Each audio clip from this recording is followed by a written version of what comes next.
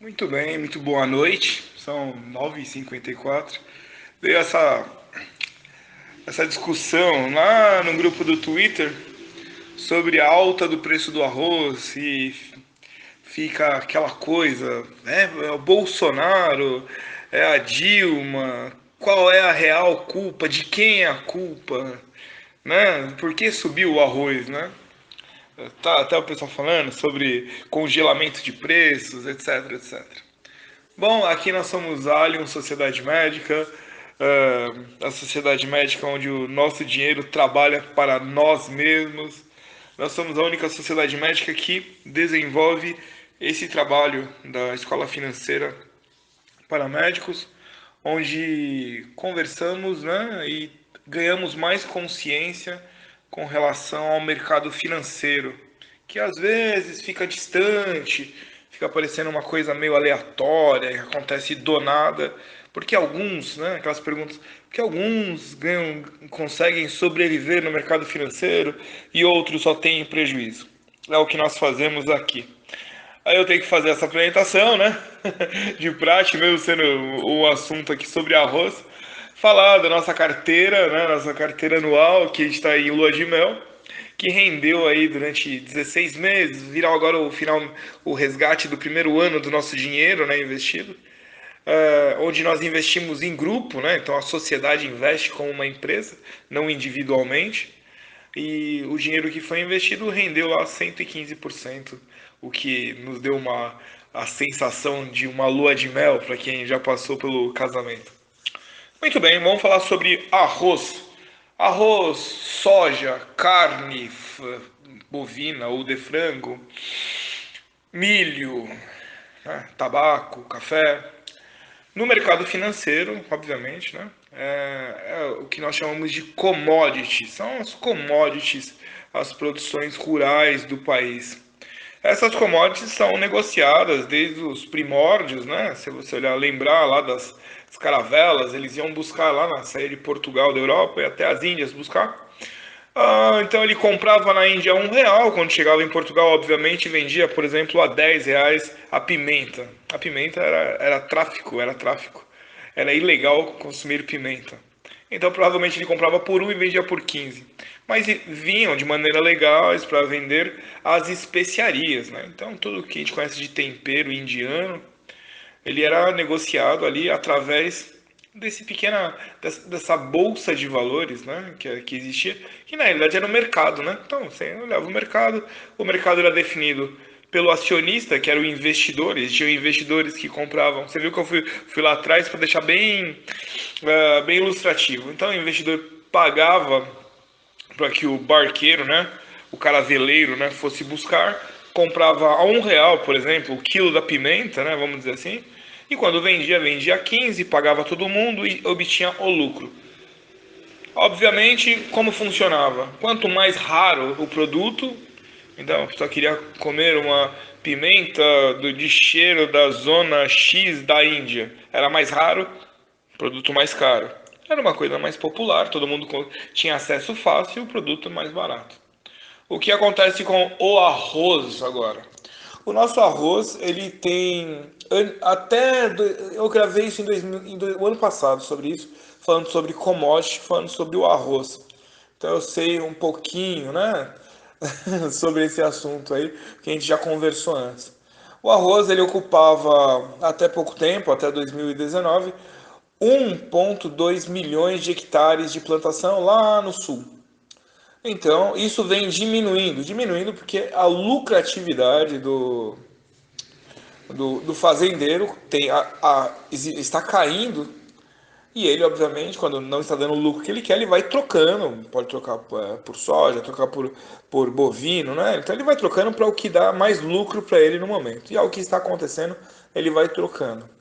Então, nós temos já a figura você tem menos produção de arroz. Então, se o arroz produzindo a 100%, ele era vendido até no máximo R$ 50, né?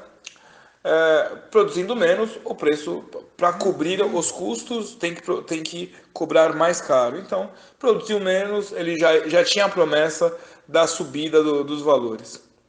Houve ainda problemas climáticos durante esse período que diminuiu a captação do arroz, ou seja, produziu menos, além de ter menos terra, produziu menos. Então, se produziu menos, ficou mais raro, mais caro o valor. Em geral, Paraguai, esses países ali da Tríplice Aliança, lembra da escola? Paraguai, Argentina, nos enviavam arroz. Esse ano, graças à pandemia, o consumo aumentou, a pessoa ficou mais em casa, comeu mais arroz? Talvez. Dizem que ainda não envolve isso, mas provavelmente envolve porque gera uma preocupação, né? O ser humano é um bicho, né? Então ele se preocupa em ter um estoque de comida. E o que se consome mais e às vezes até mais fácil de guardar é o arroz, né? Arroz, feijão, como é que a gente pode falar? É, cereais, né? A gente tem aí uma empresa que chama Kepler Weber aqui no Brasil, que ela tem os silos, né? Dali você consegue. Por que a gente investiu nela, né? Também é bom saber. Primeiro, a gente vai entrar nesse. Ele tem os silos lá, a gente consegue observar o fluxo de commodities. Então hoje nós temos um baixo fluxo de arroz. Então o governo não consegue fazer leilão para, às vezes o preço subiu muito, ele vai lá, pega o que está num silo, num estoque dele e coloca no mercado e abaixa o valor. Não possuindo esse arroz, não tem como. Porque se ele for comprar no mercado, ele vai comprar a preço de mercado. Então ele não conseguiria fazer um leilão baixo. Muito bem. Então travou-se. Nós temos aí a situação do fazendeiro, sabendo que a Europa, Estados Unidos, que pagam em dólar, né? Precisam disso, óbvio que ele vai vender para fora, porque ele vai receber em dólar, né? Então ele recebe mais caro indo para lá. Temos o mercado aqui de commodities, é o mercado chamado mercado futuro, que é o hedge em dólar. Então, ele fica, muitas vezes já tem contrato vendido lá, de hedge, né, do próprio mercado futuro, a pessoa executa a nota de mercado futuro, ele é obrigado a entregar aquilo e vai entregar para fora, muitas vezes, sabendo que no mercado, na bolsa de valores, nós temos muito dinheiro estrangeiro, muitos estrangeiros aqui, propositadamente para isso, para proteger lá suas empresas, o seu país lá fora. Então o que acontece? Enumerando, né? Por que o arroz está caro? Menos terra para plantar. O valor já prometia subir. 2, climático. Teve problema climático, produziu menos, o valor subiu. 3, vale mais. Não recebemos, né, arroz de outras terras aqui dos nossos hermanos. 4, o governo não tem arroz guardado para fazer leilão e segurar o preço. 5, vale mais a pena para o fazendeiro vender para fora. É mercado, ele está ali para ter lucro. Onde ele vai ter mais lucro, ele vai vender o seu produto. Então, esses são os motivos. Não tem nada a ver nem com a Dilma, nem com o Bolsonaro, nem com o Paulo Guedes, está fazendo super trabalho aí.